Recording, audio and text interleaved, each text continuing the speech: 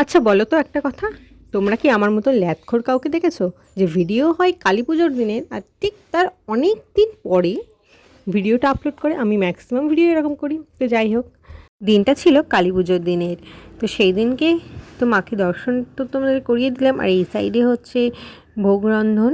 তো আমি আমার বাড়িকে একটু চুনি ল্যাম্প দিয়ে আর একটু বাতি দ্বারা সাজালাম। সাজানোর পরে দেখো আমার একটা দাদার মেয়ে এসেছিলো তার ফানুসটাকে নিয়ে। তো আমরা তার ফানুসটাকে ওড়ানোর চেষ্টা করছিলাম আর কি, আমরা উড়িয়েও ছিলাম। তো দেখো, আর ফানুসগুলোতে তো হাওয়া ভরতে অনেকটা সময়ই লাগে। তো যাই হোক, অবশেষে তো হাওয়াটা ভরে গেলে আমরা ফানুসটাকে ছেড়ে দিয়েছিলাম, সে পাড়ি দিল দূর আকাশে। তো এবার নিচে যাওয়া যাক।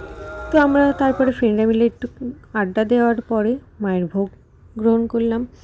দিন তখন তো এখানে শুরু হয়ে গিয়েছিল মায়ের পুজোর জন্য সমস্ত কিছু গোছান গাছান। এখন রাত্রিবেলা বার হয়েছে থালা হাতে করে নিয়ে ভিক্ষা করতে। সিরিয়াসলি বিশাল বসে বিশাল সুন্দর দেশে জ্বালাতে পারে। ও হচ্ছে মোমবাতি খেলে আমি বেরি খাইলে হয় তো। বৈশাখী চুপ কর, তুই আরো উল্টো পাল্টা বকিস। চেঁচাচ্ছে, ওটা কিভাবে ফাটে দেখা যাক। যার আমি তো বুঝতে পারি। আর আমি তো এই ফার্স্ট টাইম বোম ফাটাবো, তো একটু বাতি দিয়ে ট্রাই করছিলাম। দেখো আমার অবস্থা।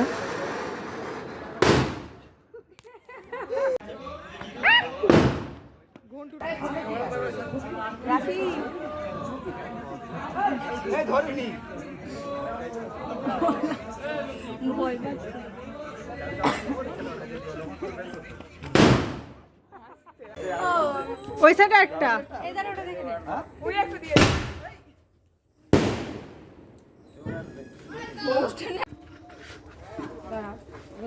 তুই মোমবাতিটা ধরা দিবা না? মোমবাতিটা কি করলো? মোমবাতি নিয়ে গেছে।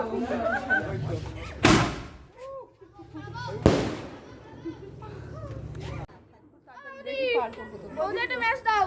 ওই ম্যাচে গ্যাস নেই, গ্যাস নেই। ধূপ ধরে দাও। ধূপ ধরে দাও। ধূপ ধরে দাও। ধূপ ধরে দাও। ধূপ ধরে দাও। ধূপ ধরে দাও। ধূপ ধরে দাও।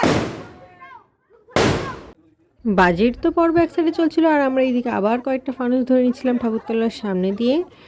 তো আমি মায়ের ওখানে পুজো তেমন একটা ভিডিও করিনি, কারণ আমি ভুলে গিয়েছিলাম ভিডিওটা করতে। অবশ্যই রাতটা জেগেছিলাম কিছু 2টো অবধি।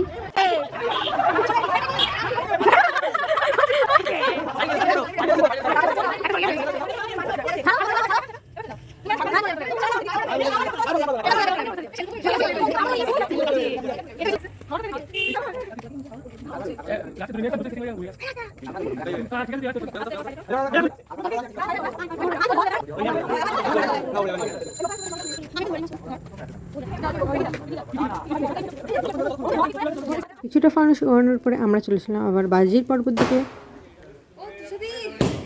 মাসি রেডি। আমি রেডি ছিলাম না, আমি এইগুলো তুলছি।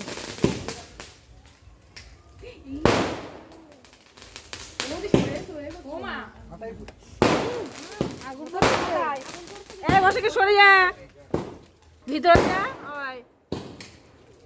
আমার ভয় আছে। ফুলকেসে পড়ছে বাবা।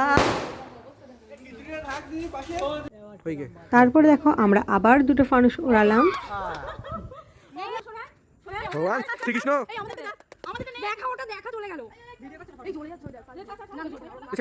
তারপর লাস্টে তো আমাদের ফানুসটাকে ছেড়ে দিলাম। তো ভিডিওটা এই অবধি, তো টাটা।